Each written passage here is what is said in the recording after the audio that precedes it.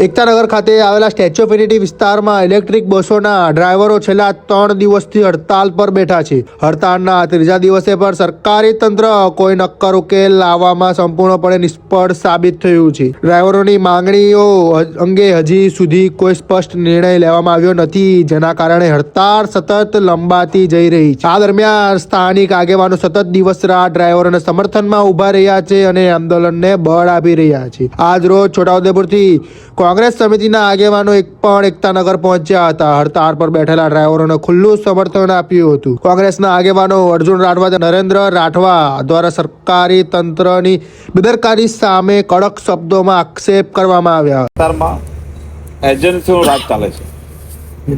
એજન્સીઓનું ચાલે છે ને, આ તમારી જ એજન્સી છે જેનું કામ અહીંયા બસો મૂકવાનું અને ડ્રાઈવર રાખવાનો, આટલું જ છે. અને એજન્સી બેસે છે દિલ્હીમાં, અહીંયા એનો કોઈ માણસ નથી.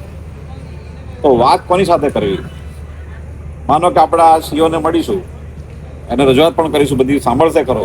છેલ્લે એને નહીં કરવો છે તો એમ કહેશે કે ભાઈ આ તો એજન્સીનું કામ છે, એજન્સીને વાત કરજો. આવું થશે ને? તો એજન્સી જે છે એ દિલ્હીમાં છે અને એ કોઈ સરકાર સાથે, રાજકીય પાર્ટીઓ સાથે એ જોડાયેલી છે. બાકી એને કામ શું કરવાનું છે? આ એનું સત્તામંડળે દેખવાનું છે. તમારે બસ બરોબર ચલાવો છો કે નહીં ચલાવતા, હમણાં જોવાનું છે ને, એજન્સી નહીં જોવાનું. તો આખું આ જે ચક્કર એમણે ચાલુ કર્યું છે એ પકડાય જ નહીં કોની જોડે વાત કરવાની.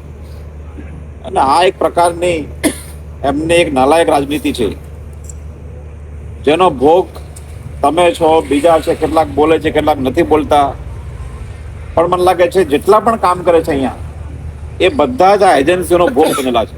સાચી વાત છે ને? તમે આજે ઉપવાસ પર બેઠા છો, બીજા પછી બેસશે, અથવા કેટલાકને થાય કે અમને કંઈક થોડો ફાયદો થઈ જાય, તમે થોડા શાંત રહીએ. આ પ્રકારનો જે માહોલ ચાલી રહ્યો છે. ડ્રાઈવરો આ કડકડતી ઠંડીમાં આ ત્રીજી રાત્રિ છે અને ત્રીજો દિવસ છે, પોતાના ઘર બહાર બાળકો છોડી અને ન્યાય મેળવવા માટે આ જે ઇલેક્ટ્રિક વ્હીકલ ડેપો છે ત્યાં ખુલ્લામાં આસમાન નીચે આ લોકો બેઠા છે. એમાંથી એક ભાઈની તબિયત ખરાબ થતાં ટ્રોમા સેન્ટરમાં દાખલ કરવામાં આવ્યા છે. આ ખરેખર એજન્સી અને એસઓયુના સીઈઓ, એનું એડમિનિસ્ટ્રેશન અને એના ઉપરની સરકાર આ માનવતા વિહીન હોય એવું લાગી રહ્યું છે કે આ લોકો આ કકડતી ઠંડીમાં ભૂખ્યા તરસે અહીંયા બેઠા છે, પણ એનો પ્રશ્ન સાંભળવા માટે કોઈના પાસે સમય નથી. અને આજુબાજુથી લોકો એમને સહકાર આપી રહ્યા છે, એમના સમર્થનમાં પણ આવી રહ્યા છે, છતાં પણ તંત્ર કંઈ સાંભળવા તૈયાર નથી. અમે આવતીકાલે 11 વાગે એસઓયુના સીઈઓ અને સાહેબને મળવા જવાના છે.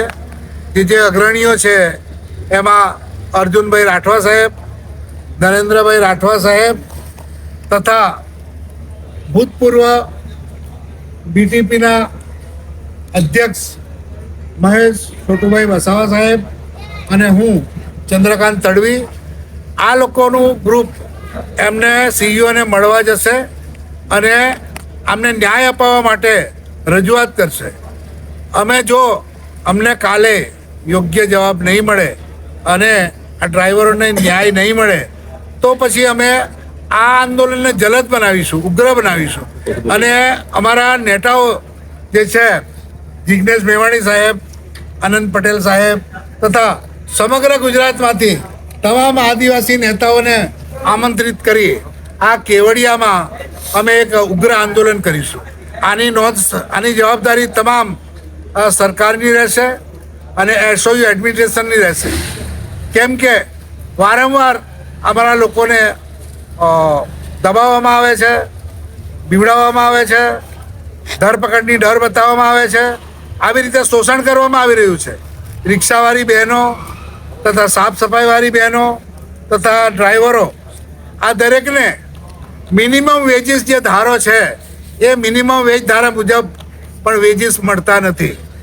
ખરેખર તો સરકારે મનરેગા નામની જે સ્કીમ હતી, મહાત્મા ગાંધી ગ્રામીણ રાષ્ટ્રીય રોજગાર ગેરંટી, એને પણ બદલીને હાલમાં જીરામજી કરવા જઈ રહ્યા છે.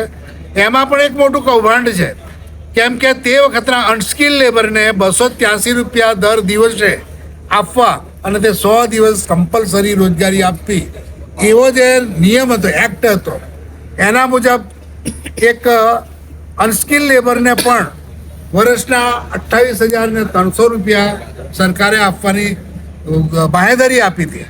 જ્યારે હવે એક નવો કાયદો લાવી રહી છે, તે કાયદા મુજબ આદિવાસીઓનું, ગ્રામીણોનું, બેરોજગારોનું, અશિક્ષિતોનું શોષણ સિવાય બીજું કશું હોય એવું લાગતું નથી.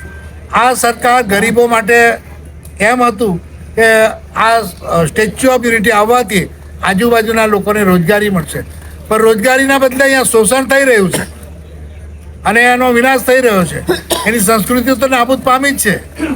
છતાં પણ સરકાર આજે એમની હકની મહેનતના જે મહેનતાણું જે થાય છે, મહેનતનું મહેનતાણું, તે પણ આપવા માટે તૈયાર નથી, તથા એમને કોઈ સાંભળવા માટે તૈયાર નથી. તો હું તમામ સમાજના આગેવાનો, આદિવાસી આગેવાનો, રાજકીય આગેવાનો સૌને આહ્વાન કરું છું કે જો કાલે ન્યાય નહીં મળે તો પરમ દિવસે એટલે કે તારીખ 17ના રોજ કેવડિયામાં આપણે ઉગ્ર આંદોલન કરીશું. એના માટે સૌ પધારશો અને અમને સહકાર આપશો એવી હું વિનંતી કરું છું.